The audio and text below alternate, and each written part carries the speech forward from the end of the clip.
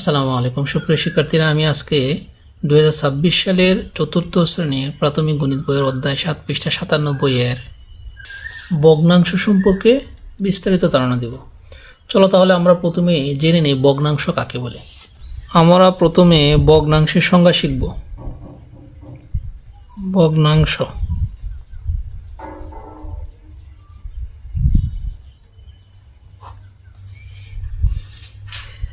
কোনো একটি বস্তুকে নির্দিষ্ট সংখ্যক কোনো একটি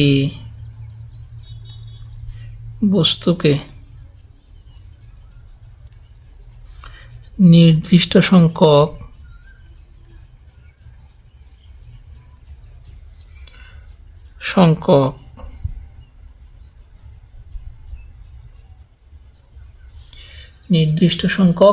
সমান অংশে ভাগ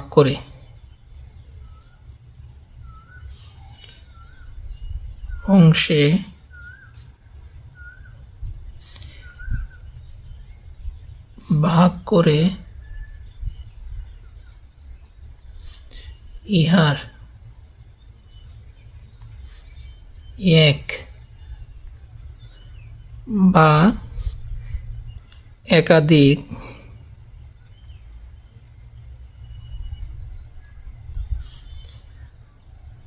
অংশকে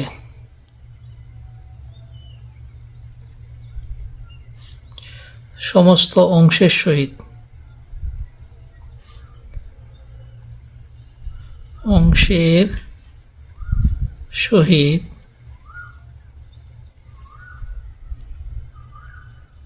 তুলনা করাকে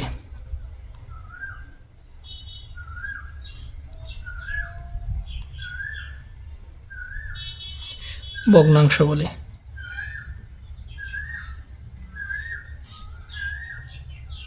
তাহলে আমরা ভগ্নাংশের সংজ্ঞা কি শিখলাম? যে কোনো একটি বস্তুকে নির্দিষ্ট সংখ্যক সমান অংশে ভাগ করে ইহার এক বা একাধিক অংশকে সমস্ত অংশের সহিত তুলনা করাকে ভগ্নাংশ বলে। আশা করি ভগ্নাংশ কাকে বলে সেই সংখ্যাটা বুঝতে পারছো। চলো এখন আমরা জানি ভগ্নাংশ 3 প্রকার, এবং ভগ্নাংশ যে 3 প্রকারের কী কী রে এখন জানবো। ভগ্নাংশ 3 প্রকার।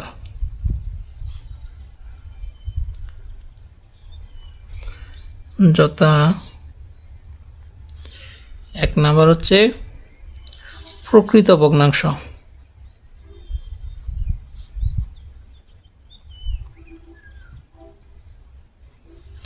2 নাম্বার অপ্রকৃত ভগ্নাংশ,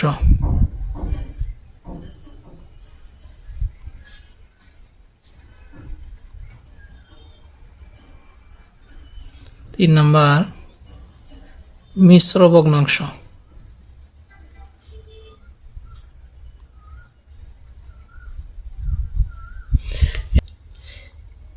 একটি ভগ্নাংশে দুটি অংশ, একটি ভগ্নাংশের দুটি অংশ,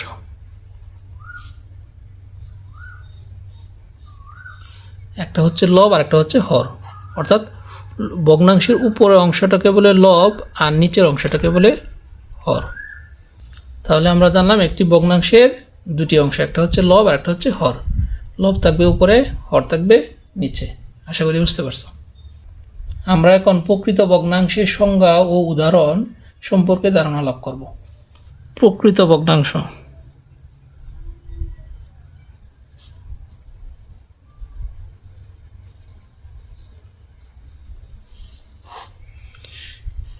যে ভগ্নাংশের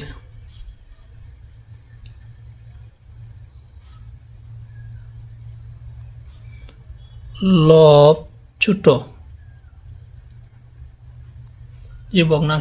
ছোট, হর বড়, তাকে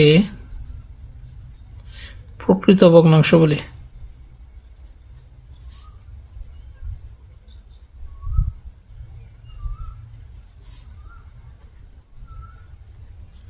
তাহলে প্রকৃত ভগ্নাংশের সংজ্ঞাটা আমরা কি পেলাম, যে ভগ্নাংশের লবটা থাকবে ছোট এবং হর থাকবে বড় তাকে প্রকৃত ভগ্নাংশ বলে। এখন এটা উদাহরণ হিসেবে আমরা লিখতে পারি, মনে করো 5/1। এই দেখো 1 উপর অংশটা হচ্ছে লব, নিচেটা হচ্ছে হর। তো 1 কিন্তু 5-এর চেয়ে ছোটো, সেহেতু এটা কি হলো প্রকৃত ভগ্নাংশ। আমরা যদি আরেকটা ভগ্নাংশ লিখি, মনে করো 7/2। এই যে হর হচ্ছে 7, লব হচ্ছে 2, তাহলে হরের চেয়ে লব কি ছোটো, সুতরাং এর জন্য প্রকৃত ভগ্নাংশ। আমরা যে আরেকটা যদি ভগ্নাংশ লিখি, মনে করো 9/7। দেখো হর হচ্ছে 9 আর লব হচ্ছে 7, সুতরাং হরের চেয়ে লব কি ছোটো, এর জন্য এটা প্রকৃত ভগ্নাংশ। তাহলে প্রকৃত ভগ্নাংশ আমরা কীভাবে চিনব? যদি হরের চেয়ে লব ছোটো থাকে তাহলে সেটা হবে প্রকৃত ভগ্নাংশ। আশা করি বুঝতে পারছো। আমরা এখন অপ্রকৃত ভগ্নাংশের সংজ্ঞা এবং উদাহরণ সম্পর্কে ধারণা লাভ করব। অপ্রকৃত ভগ্নাংশ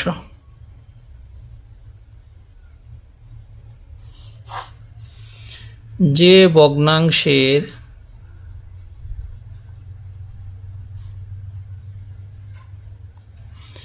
ভগ্নাংশের লব বড় এবং হর ছোট তাকে অপ্রকৃত ভগ্নাংশ বলে।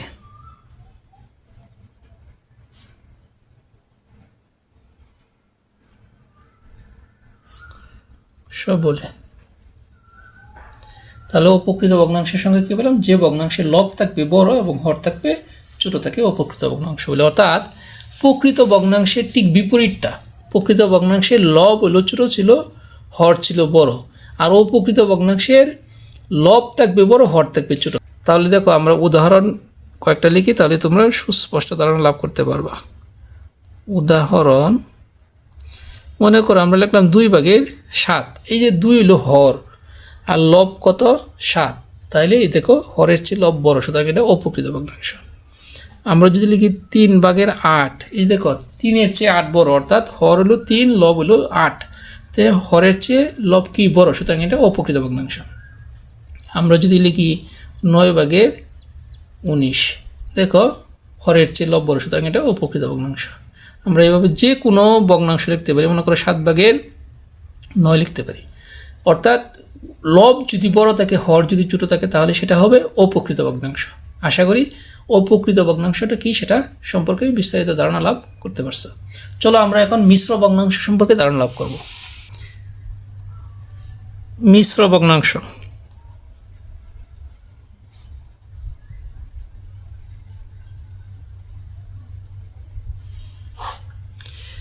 মিশ্র ভগ্নাংশের সংজ্ঞা হচ্ছে কোনো একটি পূর্ণ সংখ্যার সাথে কোনো একটি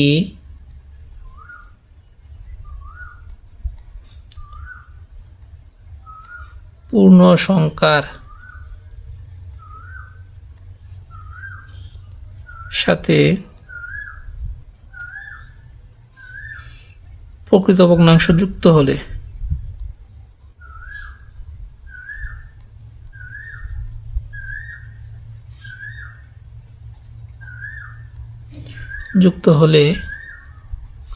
তবে তাকে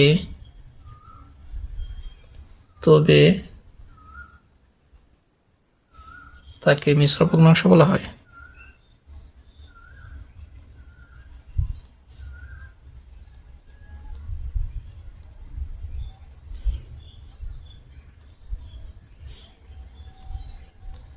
তাহলে আমরা মিশ্র ভগ্নাংশ সংখ্যা কি পেলাম? কোনো একটি পূর্ণ সংখ্যার সাথে প্রকৃত ভগ্নাংশ যুক্ত হলে তবে তাকে মিশ্র ভগ্নাংশ বলা হয়।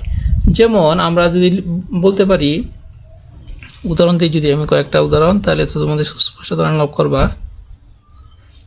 মনে করো 3 একটা পূর্ণ সংখ্যা, তাহলে প্রকৃত ভগ্নাংশ যে কোনো একটা যুক্ত করি, মনে করো 7/1।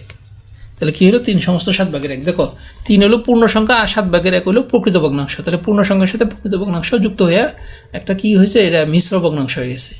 এরকম যদি আমরা আর একটা মনে করো 8 হলো একটা পূর্ণ সংখ্যা, এর সাথে মনে করো আমরা 7/2 দিলাম, এই প্রকৃত ভগ্নাংশ যুক্ত করলাম, সুতরাং এটা কি হয়েছে? মিশ্র ভগ্নাংশ।